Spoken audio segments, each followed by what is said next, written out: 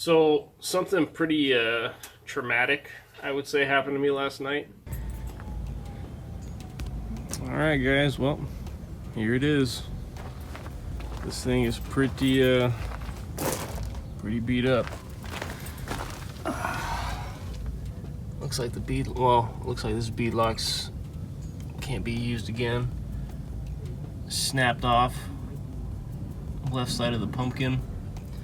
I mean, this thing is pretty beat. I can't see the frame very well because of the way it's sitting, but I mean, this thing is pretty much toast.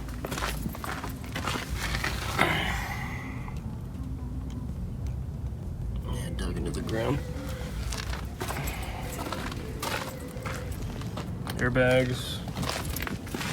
The rear axle completely shifted to the right. So the track bar mount snapped off, the coils are bent, the rear uppers and lowers, those things are pretty trashed. I mean, look, it bent the sway bar link completely. Fender snapped off, just cleaned out the whole vehicle. So I don't know if this thing's even worth saving. I mean, there's so much stuff that needs to be done. And traumatic. Yeah, it was pretty bad.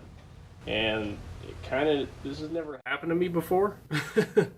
So last night when I was not home, someone broke into the gated community I live in, stole my Jeep, and literally totaled it in a matter of like 30 minutes. What? Yeah. How'd they get in? Honestly, it's like a gated community for, more mature, Elderly. Yeah, kind of. So there's pretty easy access points to get in. It's not all super, protected, I guess. So I'm pretty sure there's like a drainage ditch in the northeast side of the complex, and behind that is just a huge walkway that the power lines go across, right? So I think, a lot of drunk people get in through that way. So my neighbor's cameras picked up a lot of the footage. Oh, really? But the only problem is it didn't show, we didn't see any perp's face. Was it more than one person? I have no idea. Oh. It's so dark, I couldn't even see it. But it was so what happened is we were having an early Thanksgiving. Thanksgiving's on Thursday. We wanted to have an early one with our family on Saturday. Yeah. So my mom was at my house. My grandma was at my house. So I was, cleaning up, getting tables and chairs and stuff like that. And I said, hey, you can sleep in my bed, Grandma, and then I'll take me and the kids and my girlfriend and go to my girlfriend's house in Yucaipa, which is about, 20 minutes away or something like that. So around like 4:30 p.m., we left. I did everything I needed to do, and then we just left. My Jeep was locked. It was just parked in the driveway. And, go to Natalie's, and we cook dinner, and we go to sleep, right? And then I get woken up at 6:30 in the morning to a bunch of phone calls. My mom was calling me. So I'm like, what the heck? So I picked up, and I was like, hello? I was still sleeping, And she said, Junior, where's your Jeep? Where's your Jeep? Where's your Jeep? And I'm like, what the hell are you talking about? Where's my Jeep? You saw me leave with, me, Natalie, and the boys. Yeah. And I guess the cops were there interrogating her, trying to figure out, did I pick my Jeep up? Did I get drunk and total it? Because Jeep, they thought it was you that did it. Exactly. So. Oh, that had to have been tough for your mom to hear. Oh, dude, it was crazy. Like my mom was getting interrogated. The cops searched the house for me, thinking that I picked my Jeep up, right. I crashed it, I ditched it, and that you were trying to hide it now. Exactly. Right. Yeah. So I was freaking out on the phone at 6:30 in the morning. Yeah. And I gave the cops the address to Natalie's house. They showed up 30 minutes later, and after the first 2 or 3 minutes, it was pretty, they knew it wasn't me. Yeah. Because I mean, I told them, hey, I have witnesses. I was here at this house all night. I have neighbors that have cameras that show, the vehicle, but we weren't at that point yet. Right. So they didn't really know anything about that. So the cop was really cool. He apologized for my mom. He's like, hey, apologize to your mother for me because I was kind of drilling her. I was like, I get it. You guys are doing your job. They're really professional with me. I showed them my arms because I didn't want them to think it was me. That Jeep is a part of our business and a part of my life and my kid's life. I'm not gonna, risk do something silly with it. Exactly, yeah. Yep. So especially with a Jeep like that, that's something that I think a lot of us Jeep owners worry about, because it's not just the initial purchase of the Jeep that that we invest in, which is not cheap. But at the same time, you usually take that Jeep and you go and you do all these upgrades to it. So now you're talking, $2,000, $5,000, $10,000, $15,000, up to $30,000, $40,000. And then most insurances, or a lot of insurances, won't cover that difference. They won't cover the parts part of it. Yeah, so how does that work with the insurance? It depends, but for me, because mine's a 2018 JL, so it's the newer Jeep model. So I purchased gap insurance because I knew it was important, especially on newer vehicles. So I have full coverage and all that. So I called the insurance company yesterday. I filed the stolen vehicle, report. So all that's in the system. And then tomorrow, I'm actually going to go to the tow yard and assess the damage. Get some videos and see if I can take off any of all that money I dumped into it. Or I know if you have like a good company insurance wise, some of the higher end ones, which you do end up paying more for. But if you show them and prove that you had these upgrades in the form of receipts, 90% of the time they won't have a problem covering that stuff. Reimbursing you for But if you don't have receipts, then there's no way for you to prove it. They're not going to reimburse you for that.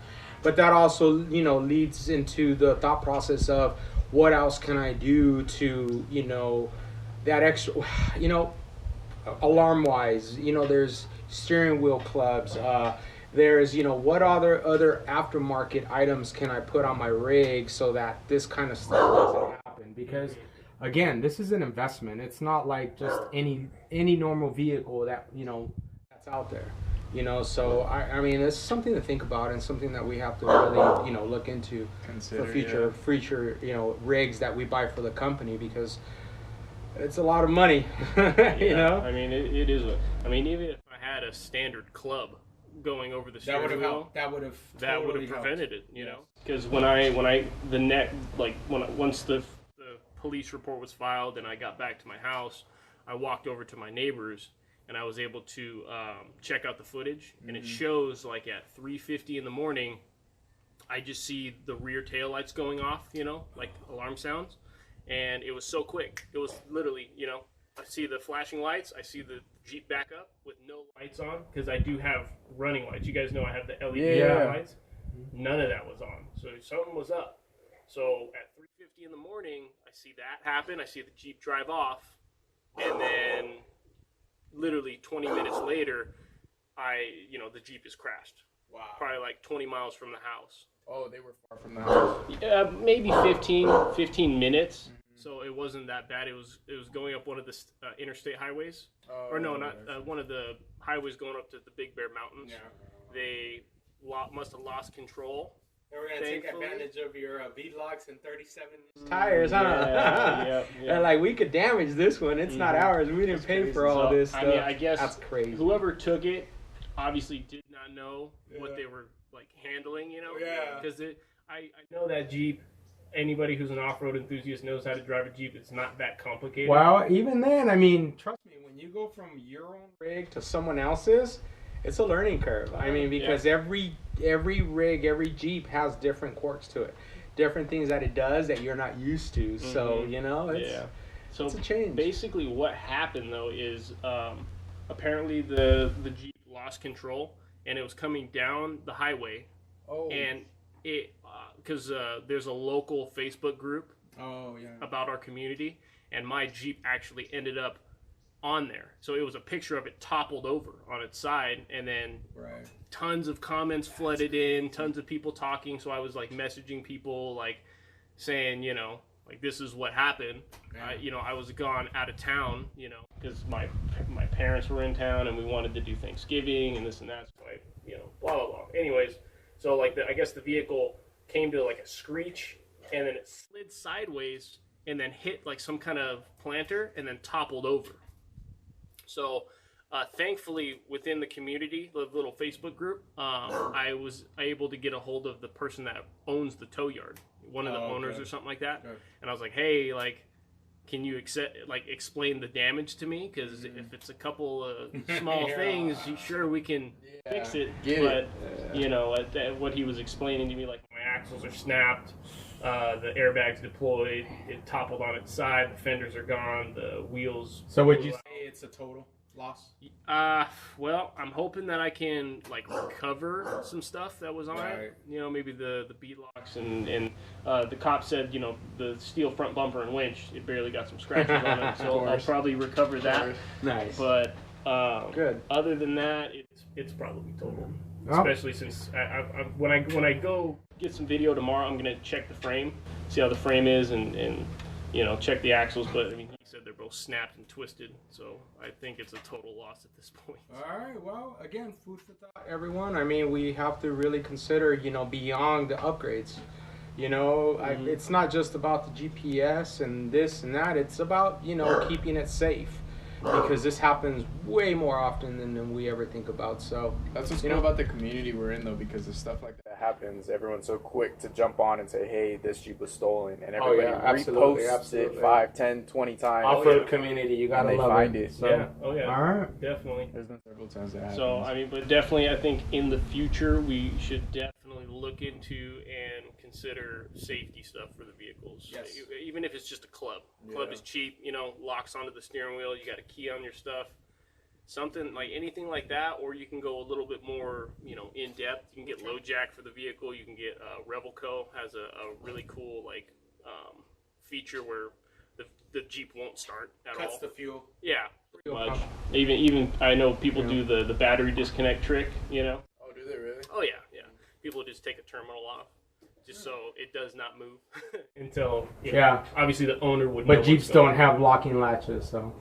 Unless you put one aftermarket. Yeah. So, anyways, all right. Well, sorry about that. I mean, kind of sucks. I only had the Jeep for a year, and I Good thing you have insurance on it. Yeah, I know. Thank you, insurance. Yeah, I put so much time. I mean, even I mean, you guys remember when we wrapped the vehicle? Yeah. That was like a 4-day. Oh my God. 4-day project of just pure stress. That was when the Jeep just came out too, so we didn't know necessarily how to take it apart yet. Yeah, so it was a lot of trial and error. A lot of like, don't do this, don't do that. It was fun, but you know, I'm glad that nobody got hurt. You know, like all the residents and like you know, because the Jeep ended up in somebody's front yard. Yeah, it could have ended up in someone's house. Yeah, and good thing is the cop said that the place that it ended up in front of, nobody was home. Good. That's good. And you know what? Another thing is, and it drives me nuts, is the Jeep toppled over into someone's yard, and then I heard in the Facebook chat, other like families were like, oh yeah, somebody tried to break into my yard and steal my stuff. So they must have totaled the Jeep, you know, made a huge ruckus, and then tried to go into somebody else's yard. Yeah, to basically break into another getaway vehicle. So, I mean, the guy, you know, we don't have any perps, you know, there's no suspects because he just basically, you know. Ran. Yeah, he ran. You know, there's no evidence as of right now. Everything's still brand new. And then, you know, tomorrow I'm going to get all the details and stuff like that and more videos of, like, what the Jeep looks like. Should wear gloves when you go look, just in case they look for fingerprints later on. Yeah, that's what I'm going to do. Just because, I mean, if he had to open the door and he had to drive it, I'm hoping he didn't wear gloves, but, you know, who knows. Cool. So, yeah. Let us know what happens, man. Yeah. I'll take some keep videos everyone posted, you know. Yeah, I'll do a maybe walk give around. them some tips and some pointers on, you know, again, personal experiences. Yeah. So all right.